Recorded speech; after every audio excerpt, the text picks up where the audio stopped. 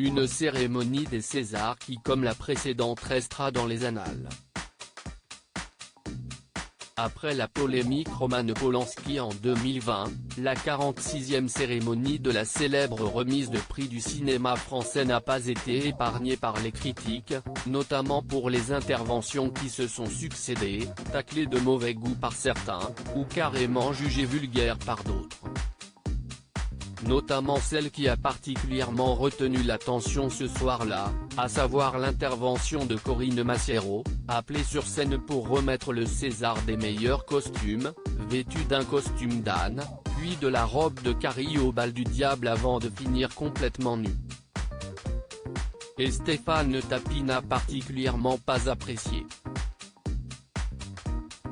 Le chroniqueur de Touche pas à mon poste a expliqué s'être emmerdé durant la cérémonie, avant de tenir des propos durs à l'encontre de l'interprète de Capitaine Marlowe.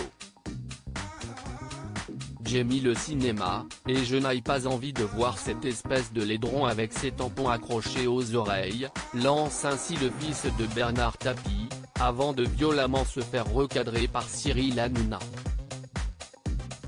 Je ne suis pas d'accord. CIST tout ce qu'on ne veut pas entendre, a-t-il lancé à son chroniqueur, avant d'être suivi par Gilles Verdet qui a lancé un CIST dégueulasse de dire ça. Et ça, CIST pas dégueulasse, a renchéri Stéphane Tapie en pointant du doigt la photo de Corinne Massiero.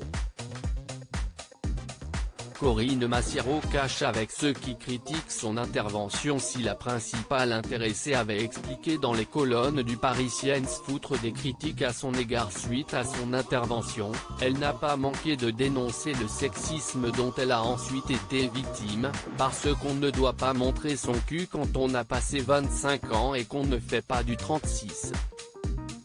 Des attaques que Nadège Bossondiagne a tenu à rappeler sur le plateau de TPMP, insinuant par ailleurs que si Stéphane Tapie avait vu le même spectacle avec une femme plus jeune et qu'il jugeait plus belle, il n'aurait probablement pas eu la même réaction.